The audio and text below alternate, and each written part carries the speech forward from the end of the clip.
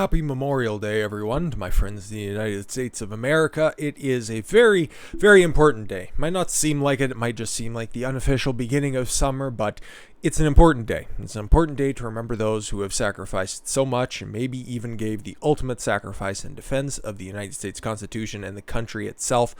And we're going to do a little bit of comparing and contrasting to... I hazard to call him the commander-in-chief because the way that he disrespects veterans is astounding, right? Because you give a speech to a collective of veterans and you go off on these bizarre tirades saying that democracy itself is in peril, and without openly saying you're undermining their efforts. What these guys did, what these veterans did, they made the personal sacrifices to ensure that the coming days would be better, that every day in the rearview mirror would be overshadowed by the hope and promise of tomorrow. I used to think Joe Biden was all right and he was just kind of a pass-through of the ideas of the people that are in his administration, but the more you start saying this stuff, and even if I still think that that might be the same thing, if you keep saying this type of stuff, you're just not going to be getting any more leeway from me, because enough's enough. And when you start undermining veterans, that kind of crosses the line. That definitely crosses the line. President Joe Biden warned Americans on Memorial Day Monday that democracy in their country was in peril, citing concerns about current political climate and restrictive voting laws. Political climate which you made and the restrictive voting laws which are necessary and are not really restrictive, but those are your words, and are also necessary thanks to your presidency. Democracy itself is in peril here at home and around the world. Really? Why? Because people like you so much that they had to be enshrined and that it needed to be fortified in order for you to get elected? Something like that. Specifically citing the right to vote conveniently. Oh, it's a right to vote conveniently. It's not something that you have to earn. It's not something that you have to do as a responsibility to your country. No, it's a right to do it conveniently as part of the infrastructure required to keep democracy intact. Once again, keeping one of those talking points from Kirsten Gillibrand. Infrastructure is whatever I want it to be. No, it's not. It's a very specific thing, you tard. Folks, you all know it. Democracy thrives when the infrastructure of democracy is strong. Can you quantify what you mean by that? No, but it sounds good and it came up on your teleprompter. When people have the right to vote freely and fairly, that's where you stop, Joe. And conveniently. Why did you have to add that, Joe? When a free and independent press that signal boosts your talking points and twists and selectively edits the other side. But no, you need a free and independent press, pursues the truth founded on facts, not propaganda. And let me tell you about all the different genders that are out here and why it's not racist to tell you all that white people are bad. Biden repeatedly tied the themes of democracy into his presidential campaign theme about preserving the soul of America. A man who had a sub 20% approval from the VA. Anyways, empathy is the fuel of democracy. No, truth is the fuel of democracy. Enough with feelings. Truth. You even said it there. Truth. Free. Independent. Things you're missing. Facts and responsibility. Enough about rights and feelings, okay? Your very special rights were all enshrined and maintained by the people that you're lecturing during this, okay? Those people decided that, you know what, rights are important, but you know what's even more important? Responsibility. And they took that upon themselves, and you had the balls, the audacity to lecture them with this? A man who's been on the government tit for 47 goddamn years? Or if you listen to some of his speeches for the past 200 and some odd years? I can't take this seriously. We'll get through the rest of it, though. Our willingness to see each other not as enemies, as neighbors, even when we disagree. That's why nearly every vote in the House and in the Senate have come down directly on party lines, because you see them as neighbors, not enemies, right? And that you don't chastise the other side for not passing your racist votes, or for anybody who is questioning you on trying to push through racist policy. No.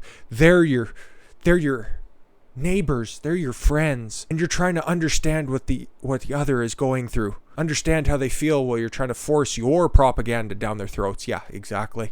That's why I'm about done with Biden, because he might have been a cool dude, he might have been a good orator way back in the day, but those days have long gone, and that is just an empty skull up there. There is nothing going on between those ears, other than just producing fertilizer for your hair plugs. The president again argued that America democracy was flawed. Again, all of those people that are in the crowd sacrificing so much, something that Biden has no idea. Sacrifice? No, that's never crossed his mind. You remember, oh yeah, he was in the public sector. He had public jobs, yeah, for what, a couple of months before he was elected senator of Delaware, and then just sat up there in those chambers for as long as he needed to before he could attach his septuagenarian ass to that Barack Obama rocket. Tells them, yeah, that the ideals that they were fighting for, what they thought was right, what you guys told them was right. No, it's flawed. It's flawed now. All of a sudden, it's flawed. Are you going to tell us why it's flawed? Nah, it's flawed. Systemics and shit. To state the obvious, our democracy is imperfect. It always has been. And that guy's face is perfect. It's perfect. I'm sure nobody walked away from this. Nobody spat on the floor. They would have had a lot more restraint than... Oh, perhaps I would have. It's more or less respect for the office of the presidency, not for the man who's sitting there, because... if you go up there and you say that kind of stuff to a bunch of veterans on fucking Memorial Day, I'm not saying anything bad should happen to you, but I hope your trip up the stairs was as eventful as it was a couple months ago. And then to also another patriotic group that was going to ride by the White House, sorry. You to just ignore them. It's just patriots just trying to do a ride, trying to raise awareness for Memorial Day itself and to celebrate those veterans out there. And for you to just, not recognize them, not even pay them attention, because most of them might have been Trump supporters. I'm sure that's what the motivation of it was. I'm sure you didn't even know about it, Joe. But for you to just not recognize them whatsoever, to actively ignore what they're trying to do, fucking Christ. Just becomes more and more of a disappointment as the days go on. I wouldn't say an embarrassment, because that would imply I didn't expect him to be a gaffe machine and just an empty suit up there. But I would have thought that, at least some of those old inklings of the United States being a great country and that you're going to try to help make it even better. Like, there's a difference. It's like Joe Biden comes out and says, oh yeah, America's flawed and it's always been flawed. And we're the only ones who are going to make it better. That is so egotistical, I can't even properly put it into words. As opposed to when Trump was in the office, he's like, America's great, America's the best, it's always been the best, and we're just going to make it even better. That is so much more of an optimistic message. It might be more narcissistic, it might be a little bit more verbose than what some people appreciate. But it's saying that America is good despite its flaws. And Joe Biden is saying, America is flawed despite its underlying goodness. You see the difference in messaging? That's what's important when you're up there. And when you're the president, most of your job is all about optics, especially when you're not doing anything when it comes to policy. Because that's what you ran on, Joe. You're the return to normalcy, the only stable man in the room. Joe Biden. That's going to be the guy. I'll be here all day. Anyways, let's get on with us. President Joe Biden will ignore the annual Rolling to Remember motorcycle rally in Washington, D.C. on Memorial Day, despite past presidents taking part in the day's events. Yeah, as you can see, Barry's right there, and definitely got to give him props for that, because those people there probably didn't vote for him, probably voted for McCain during that time. Or May 2012, yeah, it would have been coming up. They would have been ardent Mitt Romney supporters, most likely, depending on where they came from. But he at least had the good nature to recognize that those are American citizens coming down in support of a good cause, and gave them the audience that, I'm not going to say that they deserved, but you know what? Just giving them a show of support, because regardless of your ideology, regardless of what you think, you're all in this together to make the country better than it is today. Fucking Christ, Joe. Organizers for the rally told Breitbart News that they had not been contacted by the White House about recognizing or participating in the annual event, but it was still going to happen, and it still happened. The White House did not respond to multiple requests for comment by Breitbart News because they were all out ordering ice cream. Because what was that, Friday or Saturday? We seen the Twitter feeds of Kamala Harris. Enjoy the long weekend. Picture of her. Out of touch, bitch. And then Joe Biden put up one on one of his other Twitter pages where it's like, yeah, he's definitely not trying to hit on some 19-year-old. Actual 19-year-old, not like that 8-year-old he confused for being 19. Ordering a ice cream cone. Stay cool this weekend.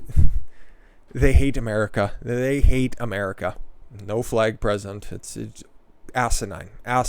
The Rolling to Remember rally, previously known as Rolling Thunder, is now organized by AmVets. Former President Barack Obama and former President Donald Trump have each met with the organizers of the popular Memorial Day motorcycle rally, hosting them at the White House. Yeah, like I said, big ups to Barry for that one. You won't hear that very often, but yeah, great job.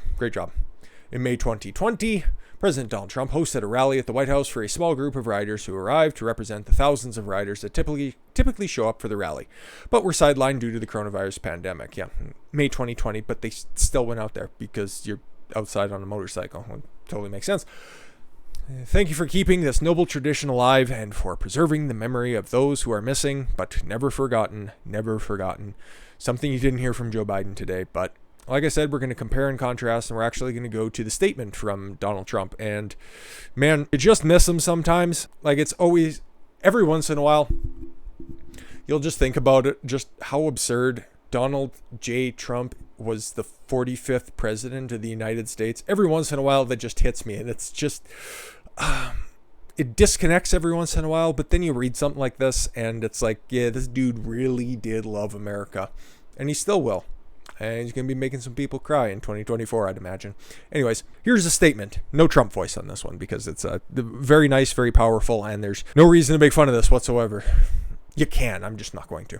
On this Memorial Day, we remember the fallen heroes who took their last breaths in defense of our nation, our families, our citizens, and our sacred freedoms. In the depths of this devotion, the steel of their resolve and the purity of their patriotism has no equal in human history. On distant battlefields, in far-off oceans, and high in the skies above, they faced down our enemies and gave their lives so that America would prevail. They made the supreme sacrifice so that our people can live in safety and our nation can thrive in peace. It is because of their gallantry that we can together, as one people, continue to pursuit of America's glorious destiny. We owe all that we are and everything that we hope to be to these unrivaled heroes. Their memory and their legacy is immortal. Our loyalty to them and to their families is eternal and everlasting. America's warriors are single greatest force for justice, peace, liberty, and security among all other nations ever to exist on earth. God bless our fallen soldiers, sailors, coast guardsmen, airmen, and Marines. We honor them today, forever, and always. That is a great statement. Not even a hint of anything partisan, not even a hint of anything divisive. Just a unifying message, and I'm almost stunned it came from Donald Trump. That's amazing. Just a 10 on 10 statement. Nothing else to say about it. That's why the dude, even though he's not in the White House, is still wildly popular. But it's mostly because he is so patriotic is why he's so popular. It's because that's the will of the people. That is the will of most of the people out there. You could see it from 75% of people being on board with election integrity laws because they love the country and they don't need anything outside, the foreign or domestic, undermining their elections, because this is all very important to them. And then you have Trump supporters gather for Florida Memorial Day boat parade. Yeah, a lot of Trump flags were out there because that was the last president who was wildly patriotic, and it was such a buck of the norm. Because I know I talk about the malaise that was from the the H.W. Bush regime all the way through the Barack Obama regime. There was no sense of patriotism like that throughout the entirety. You had a couple of different spikes, of course, in the wake of 9/11, but outside of that, it was always thought to being just this hillbilly tradition. You'd only see it in the South, okay? The much more refined people in the North and the Democratic cities wouldn't dare think of displaying a Stars and Stripes flag. No, that's for the plebs out there. Now, you had these boat parades everywhere, and there's just a little video here, but we won't play it. But yeah, a whole bunch of people out there in Jupiter, Florida.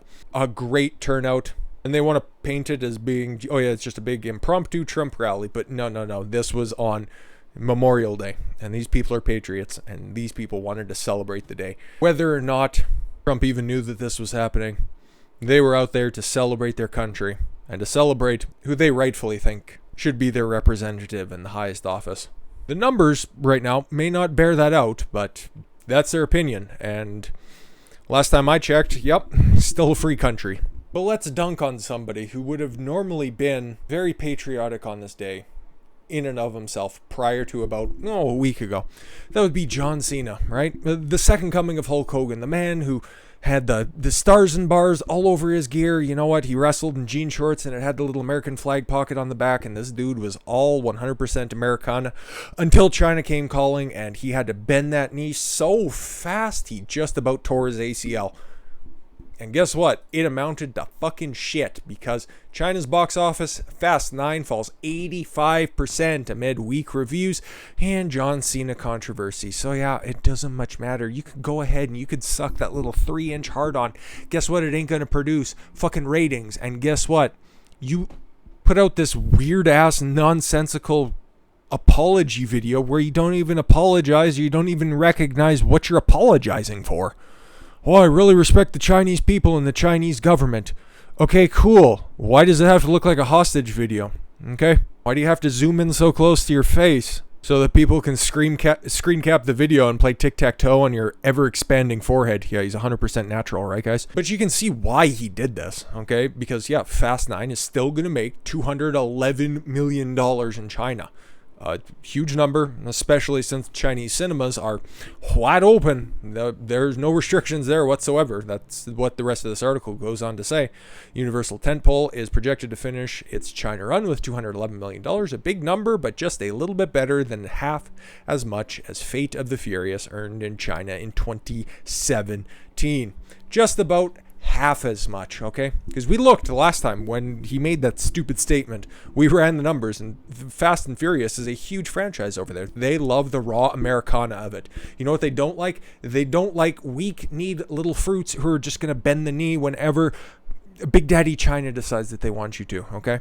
And the fact that the movie probably sucks a dick has something to do with the fact that 85% second week drop happened. So I anticipate John Cena is going to be crawling back to the WWE and making an appearance for the first time in over a year at this point. So yeah, that'll be coming soon, and he'll go ahead and draw all of those big numbers once again for that fucking failing entertainment policy. The social media numbers and all of them in the world. I think, yeah, the WWE YouTube channel is like the 5th or 6th largest on the platform, which is definitely not astroturfed whatsoever. That's why they can barely crack 1 million viewers on their fucking programs on a regular basis. Yeah, that is so astroturfed. Hulk Hogan should be slamming Andre the Giant on it in WrestleMania 3. But how about, and like I said, compare and contrast, okay? You have a Chinese sellout, and then you have another actor over here who made a post that President Trump put out almost look like child's play. It is not to denigrate that previous post whatsoever. This one was just powerful. Very, very powerful. And I had to include it today because you can compare and contrast the different holidays between Canada and the United States, okay? Up here, yeah, we had our version of Memorial Day last Monday, okay? It was Victoria Day. Well, what's Victoria Day about? I don't know, appreciating the fucking British crown. That rings what? Not even the least bit Canadianly patriotic, okay? We'll have Canada Day, July 1st. You guys will have Independence Day, July 4th, which is, yeah, those are fair. And then over in August, you guys are going to have Columbus Day in October, or whatever those lefty nut jobs want to try to make it. A much stronger tie to the importance of the history of the nation. I appreciate it more. Because up here, yeah, oh yeah, it's just long weekend, okay? Yeah, oh, May long weekend. Oh, it's August long weekend. Oh, it's just Labor Day. But no, you guys have good reasons for your holidays, and I really appreciate that. And so does Chris Pratt, okay? Guy who's been in hot water with Disney, which I know just kind of puts him in good graces, in my opinion. He honors veterans on Memorial Day with, yeah, probably one of the best uses of Instagram I've seen ever. And I know this video's been going on for a minute, but yeah, this is how we're going to wrap it up because I couldn't think of a better way to do it. Chris Pratt honored fallen veterans in an emotional social media tribute on Memorial Day. And we'll go straight to that post after we get a little backstory here. America's exceptional armed forces have altered the course of the world for the better. The Guardians of the Galaxy actor began a lengthy Instagram post alongside a gallery of devastating photos showing grieving family members who have lost loved ones serving in the military. Yeah, it's definitely a heartstring puller, and we'll just go ahead and cycle through the pictures here, and it's, yeah, not really an uplifting way, but it is an important way to end this video here because it's important to remember your history and not forget those people who have sacrificed so much for myself to give thanks, and even for idiots out there to think that this is a worthless holiday that just celebrates patriarchy or whatever their fucking moronic ideas would be. But yeah, we'll read this post here, and Then we'll wrap up. Get started out there. America's exceptional armed forces have altered the course of the world for the better. From the Union Army defeating slave-owning Confederates to the greatest generation and her allies vanquishing the Nazis on our special operations hunting down the perpetrators of 9/11. We count the names of each fallen soldier lest they be countless. They are the good guys. They run to the sound of gunfire. They know pain and suffering we never will. They have given us the most free and decent society planet Earth has ever seen. We run the risk of losing that decency when we fail to instill gratitude in the minds of the youth or the perspective of what it actually means to be free. Should they learn of the selfless sacrifice of the armed service members in the face of oppressive evil. So join me in showing support for our fallen. Take a quiet moment to really consider the sacrifice. And if you use this comment section on the post like this to bitch and moan about America, please understand there are countries in the world where criticizing your government will get you killed or imprisoned. Criticism is a right and necessary in amending the flawed systems of man. So by all means, let your voice be heard, but never forget your right to free expression is paid for in blood. May God give their souls rest, and may they live in our memories this weekend and always. Normally don't pay actors too much of a mind, but how can you not with this one? That's just tremendous. And to my friends in the United States, hopefully you guys also took a moment to realize why there is this long weekend, this 3-day weekend, why Memorial Day exists, and even for my friends abroad and in Canada themselves, take the time to recognize that your military, your veterans have done something similar, and that the constant vilification of your free society, if you find yourself in one, is by all means your right. But for me to voice my opposition to your bout of free speech is also my right as well, and it's also my responsibility to bring you guys the opposite of the popular narrative. So hopefully you enjoyed your Memorial Day. Hopefully you enjoyed your Monday as well. And with that said, I thank you all very much for the gift of your time. I've been Don Consuelo. I want you to follow your gut and get after it. Take care, everyone.